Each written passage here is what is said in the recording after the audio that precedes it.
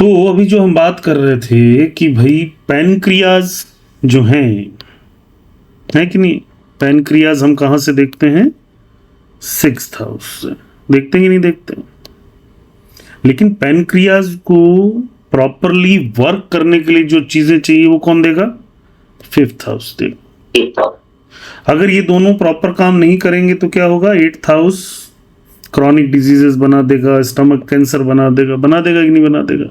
पक्का बना देगा। लेकिन क्या सिर्फ इन्हीं चीजों से, हाउसेज से कोई कॉम्बिनेशन बनेगा? नहीं। क्यों? क्योंकि इन कॉम्बिनेशंस को रूल कौन करता है? जुपिटर। तो प्लेनेट जरूरी नहीं है क्या? समझिए आप, फ्लूइड्स को कंट्रोल कौन करता है? मून करता है कि नहीं करता है? पाचक रसों को कौन कंट्रोल करता है? नरिशमेंट कौन करेगा? मून।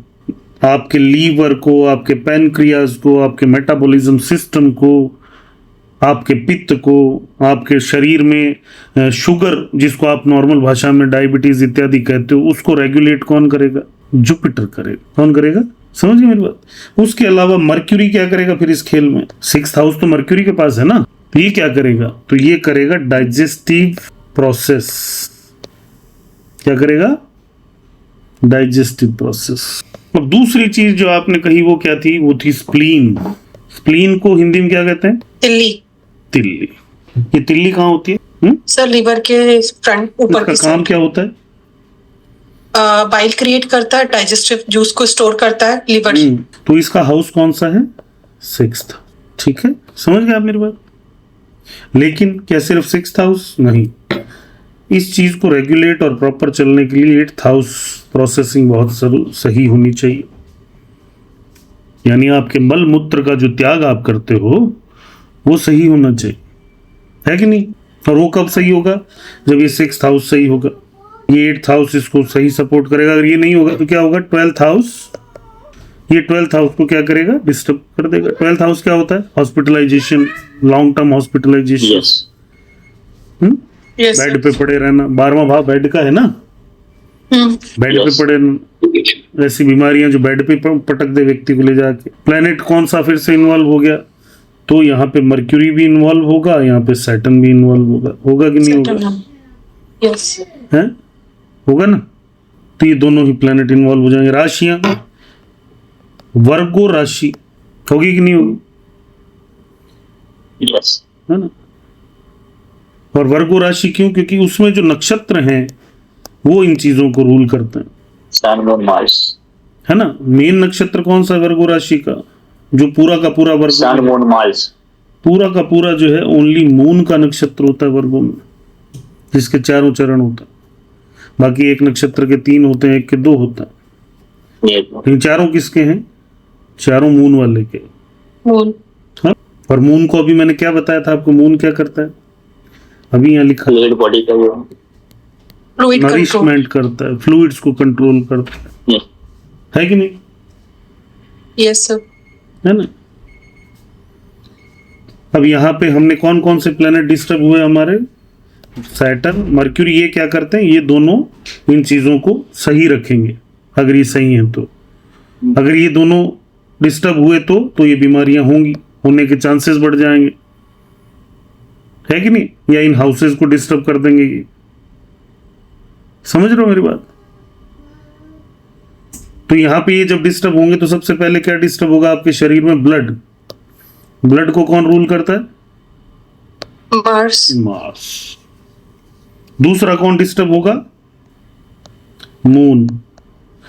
मून क्या कंट्रोल कर रहा था? फ्लूइड्स एंड नरिशमेंट वाले जो रस हैं, है ना? और तीसरा कौन डिस्टर्ब होगा? सैटर्न। तो सैटर्न डिस्टर्ब होगा तो क्या होगा? क्रॉनिक डिजीजेस क्रिएट कर देगा, है कि नहीं? कर देगा कि नहीं कर देगा? तो हम कुछ राजयोग पढ़ रहे थे और बहुत सारे राजयोग हमने पढ़े थे। कुछ विशेष लोगों की कुंडलियां हमने देखी थी जिनमें हमने राजयोग समझने की कोशिश की थी, है ना? तो एक राजयोग और इन राजयोगों को रिमेंबर करना पड़ेगा आपको, है ना? रिमेंबर करने का मीनिंग ये नहीं कि रट्टा मारना है, जस्ट माइंड में कैप्चर करना है। Like a planet that is debilitated at birth reaches its final degrees. आपकी जन्म कुंडली में कोई भी ग्रह जो अपनी नीच राशि में हो, लेकिन नीच राशि में होकर 27 से 30 डिग्री यानी उस राशि के आखिरी नवांश में हो। समझ गए मेरी बात? सिंपल सी बात है ना, सिंपल सा लॉजिक है। आपकी जन्म कुंडली में कोई भी ग्रह जो नीच राशि में अगर है, तो अगर वो प्लैनेट 27 डिग्री से 30 डिग्री के बीच में है, या ये कहिए कि उस राशि के आखिरी नवांश में है, आपको राजाओं जैसी प्रॉस्पेरिटी प्रोवाइड करेगा। Like an example, we have a chart where Saturn is debilitated at 28 degrees, Mars is debilitated at 27 degrees. So these kind of combinations make you equal to kings. But always remember, these kind of Raj Yog always nurture, always give results after. ऐसे नहीं दे देगा, पहले struggle देगा थोड़ी, है ना, पहले थोड़ा युद्ध देगा, उसके बाद में, है ना। ठीक है, किसी सवाल का जवाब अभी नहीं दूंगा, आखिर में दूंगा। अब पढ़ेंगे थोड़ी देर, फिर सवाल जवाब करेंगे। फिर उसके बाद में जो हाई अथॉरिटी राजयोग है, पहले वाला जो मैंने बताया बहुत सिंपल सा है और बहुत इजीली याद होने वाला राजयोग है ना। दूसरा जो राजयोग है वो क्या है कि जुपिटर इन द लग्न expected by the 9th house Lord. Jupiter आपकी जन्म कुंडली में लग्न में हो और उस पे नवम भाव के स्वामी की, जैसे ये जो एग्जाम्पल चार्ट है इसमें 9th हाउस का लॉर्ड कौन है? मंगल। और मंगल किसको देख रहा है? जुपिटर को, बाय 4th एस्पेक्ट।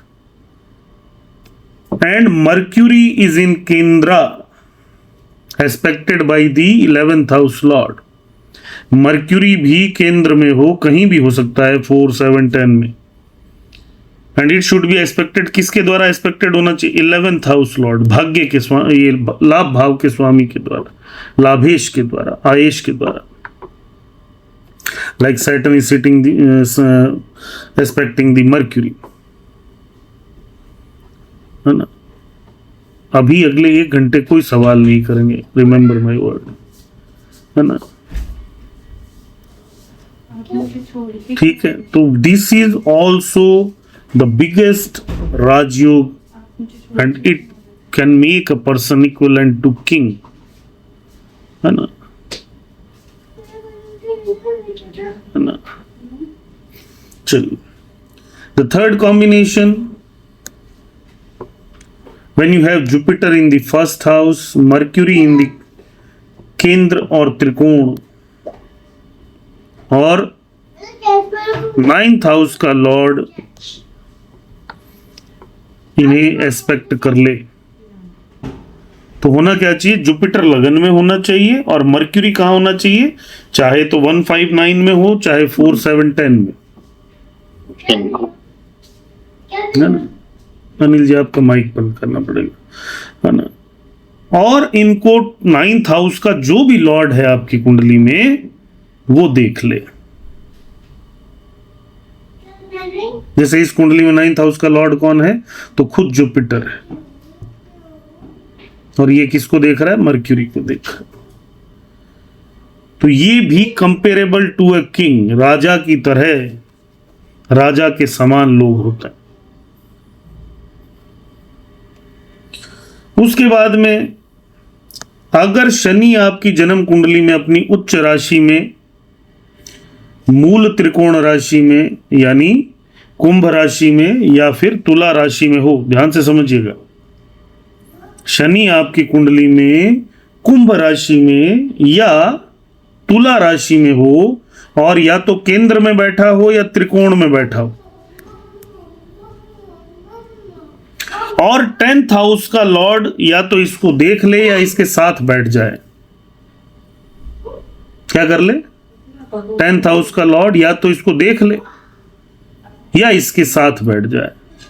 जैसे यहां इस कुंडली में चंद्रमा 10th हाउस का लॉर्ड होके और शनि को देख रहा है, तो इसी तरह से 10th हाउस का लॉर्ड या तो इस शनि को देख ले या इसके साथ बैठ जाए, लेकिन केंद्र त्रिकोण में। It should be in the केंद्र और त्रिकोण, इन द ट्राइन और इन द केंद्र। ऐसे लोगों को राज्य या रॉयल ऑनर अपने जीवन में जरूर मिलता है, याद रखिएगा। ऐसे लोगों को या तो राज्य का बड़ा सम्मान, स्टेट ऑनर्स, रॉयल ऑनर्स जरूर मिलते हैं। इस चीज को हमेशा याद रखें।